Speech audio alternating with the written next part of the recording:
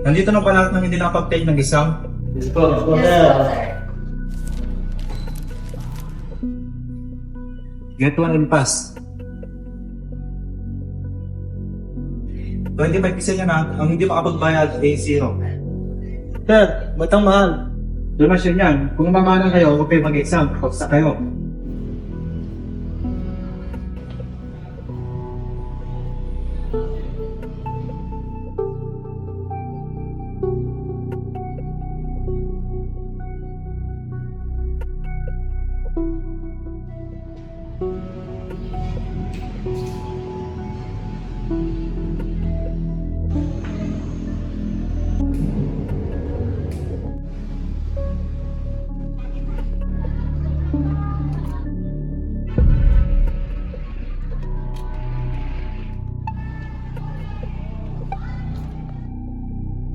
Ay sir, paano gagawin ko? Bagsak po ata ako.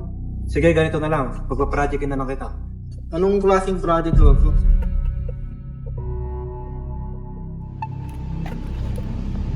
Pwedeng pera na lang. Ito sir, baka pwede na to.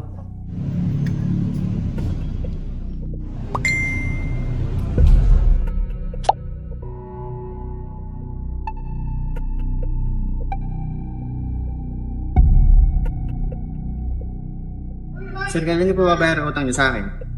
Eh, wala pa akong pagbayad sa'yo eh. Sir, kailangan ko na po ng pera eh. O sige, babagsak na lang kita.